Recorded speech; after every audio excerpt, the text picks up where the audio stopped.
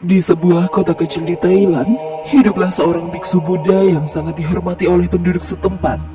Namanya adalah Songkrasin, seorang biksu yang dikenal luas karena kebijaksanaannya dan kedalamannya dalam pengabdian terhadap ajaran Buddha.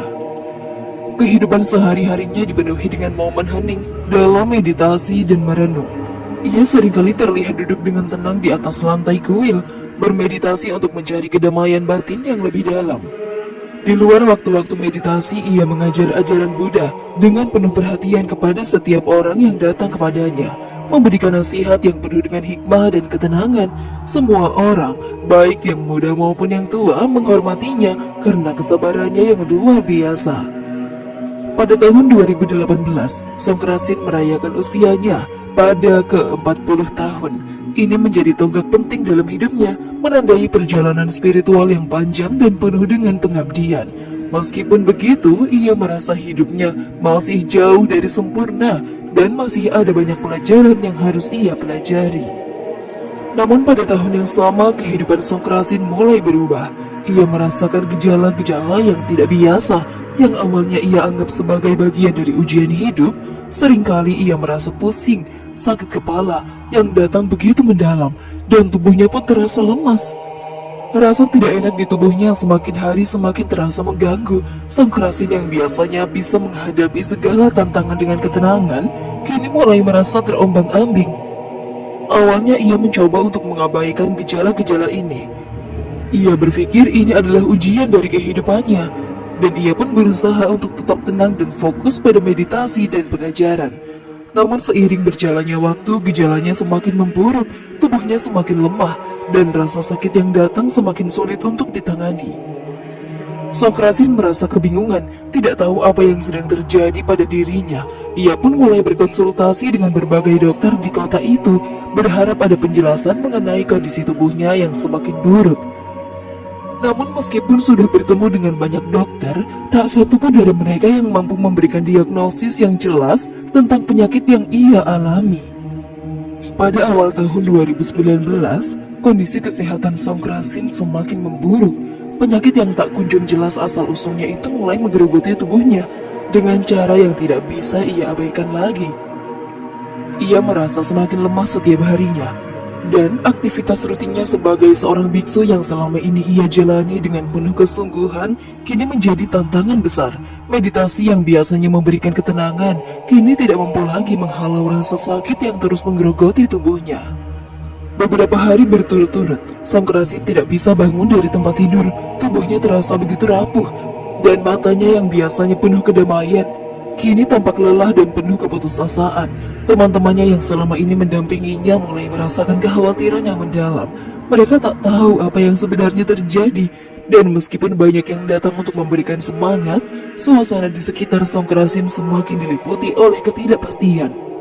Meskipun mereka berusaha melakukan segala cara, mulai dari memberikan ramuan tradisional hingga membawa Songkrasin ke berbagai dokter, upaya mereka tak membuahkan hasil. Setiap kali dokter memeriksa tubuhnya, hasilnya tetap sama. Tidak ada penjelasan medis yang jelas mengenai penyakit yang dia alami. Kabar tentang kondisi Songkrasin yang semakin buruk akhirnya sampai ke telinga seorang pemuda muslim bernama Amir. Amir adalah seorang pemuda yang tinggal di kota yang sama, yang dikenal baik oleh banyak orang, termasuk orang-orang dekat Songkrasin. Ia pun mendengar tentang penyakit yang menyerang biksu tersebut dan merasa tergerak untuk membantunya. Meskipun Amir tidak terlalu mengenal Songkrasin secara pribadi, ia tahu bahwa biksu itu dihormati oleh banyak orang di kota, dan merasa bahwa ini adalah kesempatan baginya untuk menunjukkan belas kasih. Amir merasa bahwa mungkin ada sesuatu yang bisa ia lakukan, terutama karena ia mengenal seorang ulama muslim bernama Al-Kaf. Al-Kaf ini dikenal luas di kota tersebut, tidak hanya karena keilmuannya dalam agama, tetapi juga karena kemampuannya dalam penyembuhan spiritual dengan doa dan ruqyah. Banyak orang yang datang kepada Al-Kaf ketika mereka menghadapi masalah kesehatan yang tidak kunjung sembuh, dan seringkali doa-doanya dianggap sangat membantu. Amir kemudian mendekati teman-teman dekat Songkrasin dan mengusulkan untuk membawa biksu tersebut kepada Al-Kaf. Awalnya teman-teman Songkrasin merasa ragu, tapi akhirnya memutuskan untuk mencoba jalan ini. Mereka tahu bahwa sudah tidak ada lagi pilihan lain, dan mungkin saja doa dan bantuan dari seseorang ulama dapat membawa harapan baru. Setelah berhari-hari berjuang melawan penyakit yang semakin parah dan tidak kunjung sembuh, Songkrasin merasa putus asa. Rasa sakit tak kunjung reda, dan ketidakpastian yang menggelayuti hidupnya membuatnya merasa terperangkap dalam kegelapan. Saat Amir datang menawarkan solusi untuk membawanya menemui ulama muslim bernama Al-Kaf, Songkrasin meskipun dengan hati ragu, akhirnya memutuskan untuk mengikuti saran tersebut.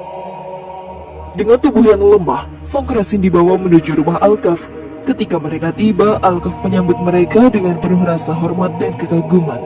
Meskipun berbeda agama dan latar belakang, Al-Kaf menghargai perjalanan spiritual yang telah dijalani oleh Songkrasin sebagai seorang biksu.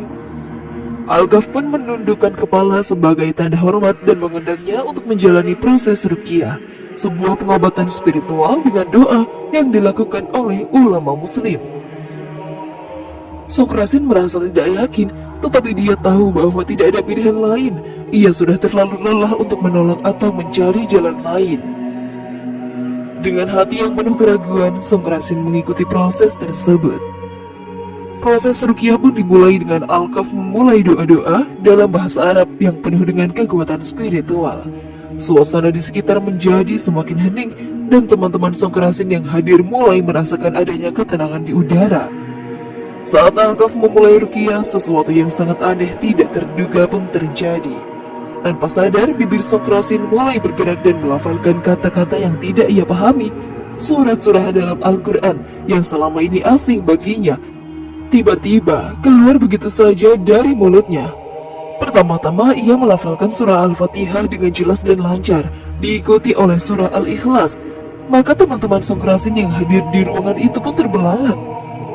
Mereka tidak bisa mempercayai apa yang mereka saksikan. Songkrasin sendiri tidak menyadari apa yang terjadi pada dirinya. Ia hanya merasakan ketenangan yang luar biasa, seperti ada kekuatan yang mengalir dalam tubuhnya. Tetapi ia tidak mengerti mengapa itu bisa terjadi. Semua yang ada di ruangan itu merasakan keanehan yang sangat kuat, namun mereka tidak bisa menjelaskan fenomena tersebut. Setelah beberapa saat proses ruqyah pun selesai, Al-Kaf menutup doa dengan penuh keyakinan, dan suasana yang tadinya tegang kini terasa lebih tenang. Songkrasin merasakan sesuatu yang luar biasa. Tubuhnya terasa ringan, seolah-olah beban yang selama ini ia tanggung telah lenyap. Ia yang sebelumnya merasa begitu lemah dan tidak berdaya, kini merasa seperti terlahir kembali. Teman-teman yang hadir di sana termasuk Amir dan beberapa orang dari komunitas Buddha terdiam dan tidak bisa berkata-kata.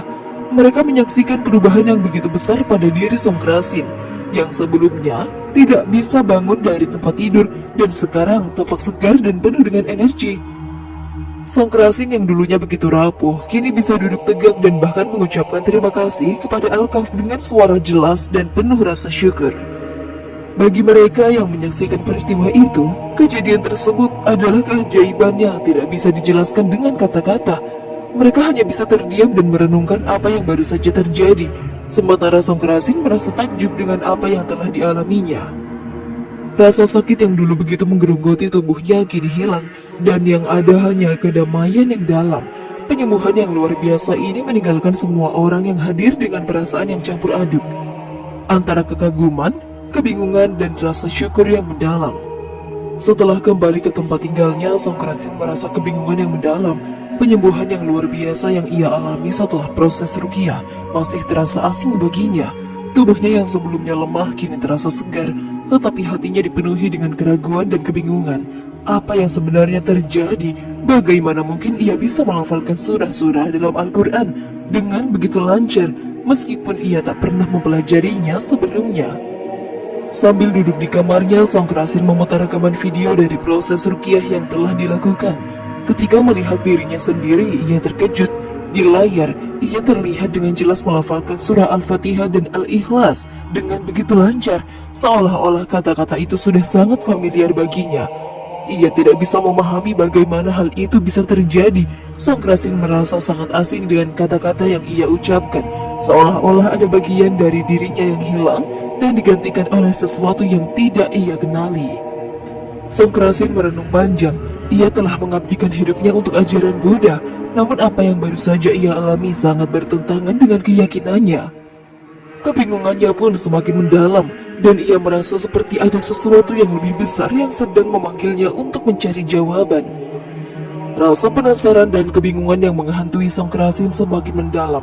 Ia merasa terdorong untuk mencari tahu lebih jauh tentang Islam, meskipun perasaan itu datang dengan rasa takut dan keraguan. Ia mulai menyadari bahwa pengalaman yang ia alami saat ruqyah mungkin bukan hanya sekedar kebetulan. Ada sesuatu yang lebih besar yang sedang terjadi di dalam hidupnya. Secara diam-diam, Songkrasin mulai melakukan penelitian tentang Islam. Ia membaca buku-buku tentang sejarah Islam, ajaran-ajaran Al-Quran, serta kehidupan Nabi Muhammad. Selain itu, ia mendengarkan ceramah-ceramah dari para ulama muslim, mencoba memahami lebih dalam tentang keyakinan dan praktik Islam. Setiap kali ia mendalami ajaran Islam, hatinya merasa damai. Ada sebuah kedamaian yang tidak bisa ia temukan dalam ajaran yang selama ini ia anut. Songkrasin merasa ada kebenaran yang mendalam dalam apa yang ia baca dan dengar. Setiap ayat dalam Al-Quran yang ia pelajari terasa seperti berbicara langsung kepadanya, mengungkapkan sesuatu yang sangat familiar namun sulit untuk dijelaskan. Semakin ia mendalami ajaran Islam, semakin ia merasakan kedamaian yang luar biasa, seolah-olah hatinya menemukan sesuatu yang sudah lama hilang. Namun kebingungan yang ada di dalam dirinya belum juga terjawab. Sebulan setelah kejadian ruqyah yang mengubah hidupnya, Songkrasin merasa ada sebuah panggilan yang lebih besar yang harus ia temui. Walaupun ia telah merasakan kedamaian yang luar biasa, hatinya masih dipenuhi rasa penasaran yang mendalam. Ada banyak pertanyaan yang belum terjawab, dan ia merasa perlu untuk mencari lebih banyak pemahaman tentang ajaran Islam. Oleh karena itu, Songkrasin akhirnya memutuskan untuk mengunjungi ulama Al-Kahf sekali lagi, kali ini dengan niat yang lebih jelas. Ulama Al-Kahf menyambut kedatangan Songkrasin dengan penuh rasa hormat. Seperti sebelumnya, ia menyadari bahwa Songkrasin datang bukan hanya untuk mencari penyembuhan, tetapi juga untuk mencari kebenaran yang lebih dalam. Meskipun awalnya Songkrasin masih merasa ragu, akhirnya membuka hatinya. Ia menceritakan kebingungannya tentang kejadian yang telah ia alami, tentang melafalkan surah Al-Fatihah dan Al-Ikhlas tanpa pengetahuan sebelumnya, dan tentang perasaan damai yang muncul setelah ia mengikuti proses ruqyah. Saya merasa ada sesuatu yang lebih besar yang sedang menarik saya, namun saya tidak tahu apa itu. Ulama Al-Kahf mendengarkan dengan seksama dan kemudian menjelaskan dengan penuh kebijaksanaan. Apa yang kamu rasakan, Biksu Songkrasin, adalah petunjuk dari Allah. Allah memanggil setiap hambanya dengan cara yang berbeda-beda. Apa yang terjadi padamu adalah sebuah tanda bahwa kamu telah dipilih untuk mengetahui kebenaran yang lebih besar. Islam adalah agama yang membawa kedamaian sejati, dan hati yang terbuka akan merasakannya. Songkrasin mendengarkan dengan seksama. Setiap kata yang diucapkan oleh ulama Al-Kahf terasa seperti jawaban atas kebingungannya. Ia merasakan bahwa apa yang ia alami bukan sekedar kebetulan, tetapi sebuah petunjuk yang tidak bisa diabaikan. Ulama Al-Kahf kemudian melanjutkan, proses ruqyah itu hanyalah sebuah jalan yang membuka hatimu untuk menerima cahaya kebenaran. Allah telah memberikan kamu kesempatan untuk memahami Islam, dan itu adalah berkat yang sangat luar biasa. Mendengar kata-kata itu, Songkrasin merasa hatinya mulai tenang. Ia mulai merasakan kedamaian yang lebih mendalam dari sebelumnya. Jika kamu merasa ini adalah jalan yang benar, kamu harus melangkah dengan keyakinan. Islam adalah agama yang mengajarkan tentang ketenangan hati dan pengabdian kepada Tuhan Yang Maha Esa. Setelah pertemuan itu, Songkrasin kembali merenung dalam keheningan. Ia menghabiskan beberapa hari untuk berpikir dan merenung setiap perbincangan dengan ulama Al-Kahf. Ia merasakan kedamaian yang luar biasa di dalam hatinya. Namun ada juga perasaan cemas karena keputusan besar yang harus ia ambil. Dilema antara ajaran Buddha yang telah lama ia anut dan keyakinannya yang baru saja terhadap Islam membuatnya bimbang. Namun semakin banyak ia berpikir, Semakin jelas bagi Songkrasin bahwa ia telah menemukan jawaban yang selama ini ia cari. Islam tidak hanya memberikan kedamaian batin, tetapi juga memberikan pemahaman yang lebih dalam tentang kehidupan, tentang Tuhan dan tujuan hidup. Semua perasaan cemas dan keraguan perlahan menghilang, digantikan oleh rasa yakin dan tenang. Akhirnya setelah banyak merenung dan berdoa, Songkrasin memutuskan untuk mengucapkan syahadat. Ia memeluk Islam dengan sepenuh hati, dengan keyakinan yang kuat bahwa ini adalah jalan yang benar baginya. Meskipun ia tahu bahwa keputusan ini akan mengejutkan teman-teman Budanya, Songkrasin merasa bahwa ini adalah langkah yang terbaik untuknya. Keputusan ini bukanlah tentang meninggalkan ajaran yang telah lama ia anut selama ini, tetapi tentang menemukan kebenaran yang telah ia cari sepanjang hidupnya. Ketika Songkrasin mengucapkan syahadat, ia merasa beban yang berat dalam dirinya pun terangkat, seakan-akan ia baru saja dilahirkan kembali ke dalam kehidupan yang penuh dengan cahaya dan kedamaian. Keputusan itu adalah titik balik dalam hidupnya, dan ia merasa yakin bahwa langkahnya kini akan membawa perubahan besar dalam dirinya, serta membawa kedamaian yang tidak ternilai harganya. Setelah mengucapkan syahadat dan memeluk Islam, kehidupan Songkrasin berubah secara drastis. Ia merasa seolah-olah sebuah babak baru telah dimulai dalam hidupnya. Dengan penuh semangat, Songkrasin mulai menjalani kehidupan barunya sebagai seorang muslim. Ia belajar untuk melaksanakan ibadah sholat dengan khusyuk, membaca Al-Quran setiap hari, dan berusaha memahami setiap ajaran Islam yang ia temui. Kehidupan sehari-harinya kini dipenuhi dengan rutinitas spiritual yang baru.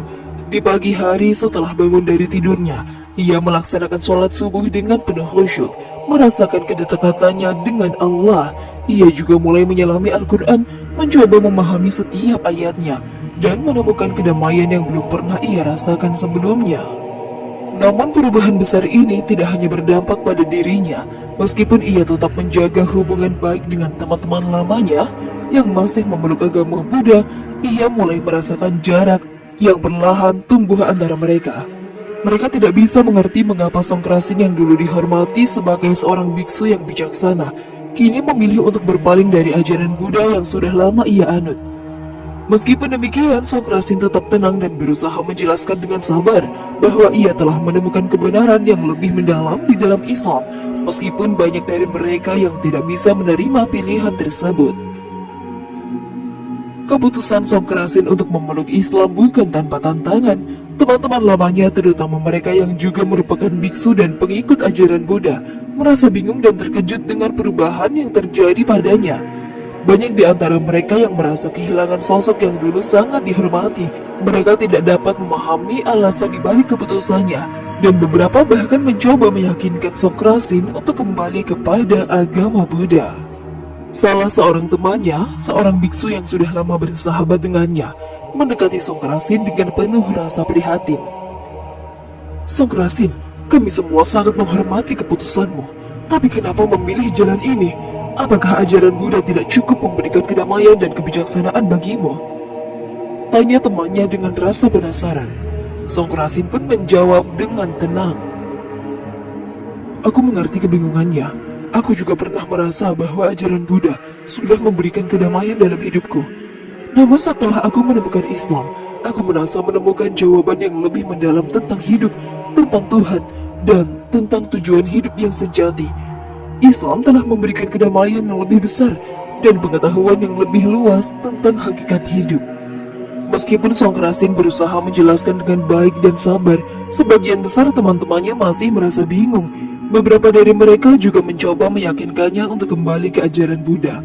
Tetapi Songkrasin tetap teguh dengan pilihannya. Ia tahu bahwa ini adalah bagian dari takdirnya, dan ia tidak akan berpaling dari kebenaran yang telah ia temui. Selama masa-masa sulit ini, ulama Al-Kahf menjadi sosok yang sangat penting dalam perjalanan spiritual Songkrasin. Sebagai seorang ulama yang penuh kebijaksanaan, Al-Kahf selalu ada untuk memberikan bimbingan dan nasihat kepada Songkrasin.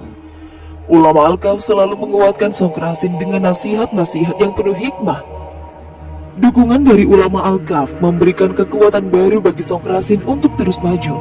Ia merasa tidak sendirian dalam perjalanannya, dan setiap kata dari Al-Kahf menambah keyakinannya bahwa ia telah memilih jalan yang benar. Dengan bantuan dan bimbingan Al-Kahf, Songkrasin merasa memperdalam pemahamannya tentang Islam dan hatinya semakin mantap dalam keyakinannya. Songkrasin merasa bahwa perjalanannya menemukan Islam adalah sebuah kisah yang harus dibagikan kepada orang lain. Ia pun mulai menceritakan kisah hidupnya tentang penderitaan yang ia alami akibat penyakit yang tidak dapat didiagnosis, pertemuannya dengan ulama Al-Kahf, dan bagaimana proses ruqyah membawa perubahan besar dalam hidupnya. Ketika ia berbicara, banyak orang yang terkejut dengan perubahan dalam hidupnya, seorang biksu yang kini menjadi seorang muslim. Namun, ada juga yang merasa terinspirasi oleh keteguhan hati dan keikhlasan Songkrasin. Mereka merasa bahwa ceritanya bukan hanya sekedar perjalanan spiritual, tetapi juga sebuah contoh keberanian dalam mencari kebenaran. Meskipun jalan yang ditempuh penuh dengan rintangan dan ketidakpastian. Setelah memeluk Islam, Songkrasin memiliki misi yang lebih besar untuk menjadikan jembatan antara umat Buddha dan Muslim.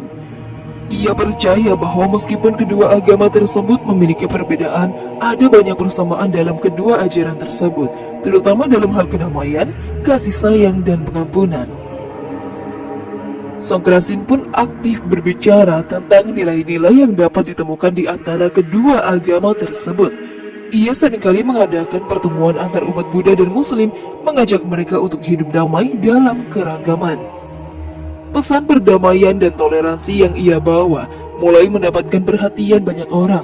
Bahkan beberapa orang yang sebelumnya ragu dan bingung tentang perbedaan agama mulai melihat bahwa meskipun ada perbedaan, kita semua dapat hidup berdampingan dengan saling menghormati dan memahami. Meskipun banyak orang yang terinspirasi oleh kisah hidupnya, Songkrasin tetap menghadapi keraguan dan tantangan, terutama dari mereka yang tidak menerima pilihannya untuk memeluk Islam. Beberapa teman-teman lamanya dari kalangan Buddha bahkan mulai menghindarinya, merasa bahwa pilihannya menciptakan jarak di antara mereka. Selain itu, ada juga orang-orang yang meragukan keikhlasannya. Mereka bertanya-tanya, apakah Songkrasin benar-benar menemukan kedamaian dalam Islam, ataukah ia hanya mengikuti sebuah tren atau pengaruh dari luar? Songkrasin kemudian belajar untuk menghadapi semua itu dengan sabar dan tidak terburu-buru menjelaskan segala hal kepada orang lain. Ia tahu bahwa perjalanan spiritual adalah hal yang sangat pribadi dan tidak semua orang akan mengerti atau menerima pilihannya. Ia pun terus berpegang teguh pada prinsip yang ia yakini, bahwa keputusannya untuk memeluk Islam adalah keputusan yang datang dari hatinya, bukan karena pengaruh atau tekanan dari luar. Ia menghadapinya dengan sabar, dan waktu membuktikan bahwa keteguhannya membawa banyak perubahan positif di dalam hidupnya. Lambat laun keluarga dan teman-teman lama Songkrasin mulai menerima perubahan dalam hidupnya. Mereka pun mulai menyadari bahwa meskipun ia telah memeluk agama yang berbeda, kedamaian yang ada dalam dirinya tidak pernah berkurang. Bahkan beberapa dari mereka mulai melihat perubahan positif dengan cara Songkrasin menjalani hidup dengan lebih penuh cinta dan lebih damai.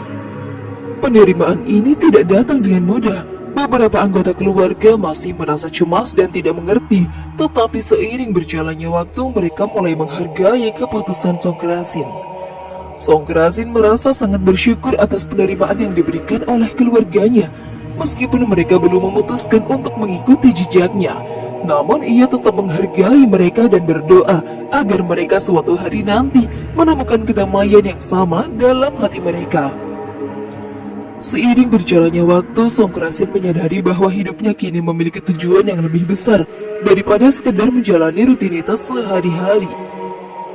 Sebagai seorang muslim, ia merasa bahwa ia memiliki tanggung jawab untuk memberikan kontribusi positif kepada masyarakat, khususnya dalam menciptakan kedamaian dan memahami keberagaman.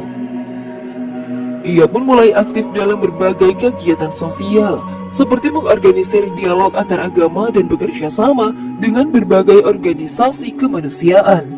Songkrasin percaya bahwa setiap agama mengajarkan nilai-nilai kebaikan dan kasih sayang, dan ia ingin menyatukan orang-orang dari latar belakang yang berbeda untuk bekerja sama demi kebaikan bersama. Keberanian Songkrasin untuk berbicara dengan pengalaman spiritualnya dan keberhasilannya menjalani perubahan besar dalam hidupnya telah menginspirasi banyak orang. Ia menjadi contoh hidup bahwa perubahan sejati bisa datang dari dalam diri seseorang tanpa memandang latar belakang. Orang-orang dari berbagai agama dan budaya pun menghargai ketulusan dan kedamaian yang ia bawa. Dan ia mulai dikenal sebagai sosok yang memperkenalkan toleransi dan pengertian. Songkrasin merasa bahwa peran barunya dalam masyarakat adalah untuk menjadi jembatan yang menghubungkan berbagai komunitas, memupuk rasa saling menghormati, dan menunjukkan bahwa meskipun kita berbeda, kita semua adalah bagian dari satu umat manusia. Songkrasin sering merenungkan perjalanan hidupnya, terutama tentang penyakit yang dahulu ia derita. Ia kini menyadari bahwa ujian berat yang datang dalam bentuk penyakit tersebut adalah satu cara Allah untuk menunjukkan kepadanya jalan yang lebih baik. Ia berpikir, jika bukan karena penyakit yang menghambat aktivitasnya, ia mungkin tidak akan pernah menemui ulama Al-Kahf atau mengalami proses ruqyah yang membuka matanya terhadap agama Islam. Kini Songkrasin merasa bahwa ia telah dibersihkan dari banyak hal yang tidak penting dalam hidupnya. Penyakit yang dulu menggerogoti tubuhnya sekarang telah membawanya menuju kedamaian batin yang tidak bisa diukur dengan apapun. Ia merasa bersyukur atas setiap langkah dalam perjalanannya, meskipun itu semua penuh dengan rintangan. Perjalanan hidup Songkrasin mengajarkan kita bahwa dalam setiap cobaan ada kesempatan untuk menemukan kebenaran, memperbaiki diri, dan menjalani kehidupan yang lebih bermakna. Penyakit yang ia alami adalah bagian dari takdir Allah yang membimbingnya menuju cahaya yang lebih terang.